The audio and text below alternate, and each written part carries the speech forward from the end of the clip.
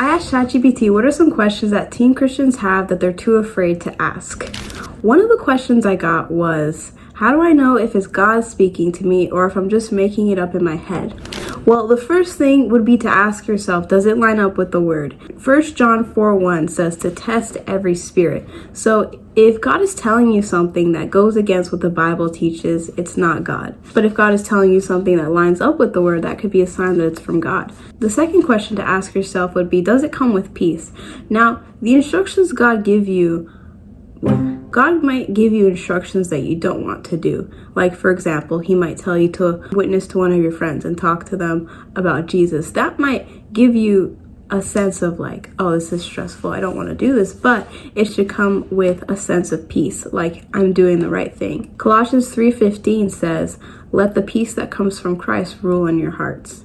1 Corinthians 14:33 says, for God is not a God of disorder, but of peace. So if you feel like God is telling you to do one thing, then he's telling you to do the opposite thing, then he's telling you to do something else, that will create anxiety, and that is not from God. God isn't double-minded. Another thing to ask would be, do you feel comforted or worried? So God obviously won't comfort you in your sin. He might point out things in your life that he wants you to change. However, it shouldn't spiral you into anxiety. Do you feel convicted or do you feel condemned? Conviction attacks the sin while condemnation attacks the person. So when God convicts you of something, it motivates you to want to change and do better. When Satan condemns you, because God doesn't condemn, when Satan condemns you, it makes you want to give up and never try again. And that is not from God. Do you feel led or do you feel rushed? So are you being led to do something by God or are you being anxiously rushed? These are all signs of whether you're hearing God's voice or the enemy's. The last thing, which is very important, would be to ask someone for advice.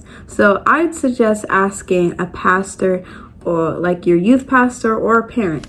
Proverbs 11:14 says, without wise leadership, a nation falls. There is safety in having many advisors. So there's safety in making big decisions with someone else's help. As a teenager, I wouldn't suggest going to your friends for help because they're also figuring out their faith at the same time as you are. So while some friends give good advice, some friends don't give so good advice. It's better to ask someone who's been in the ministry, like a youth pastor or your parents if they're experienced Christians, just because they have a wisdom that your teenage friends might not have.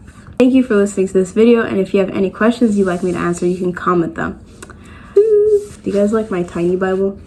It's a New King James, but it's tiny. Have a nice day.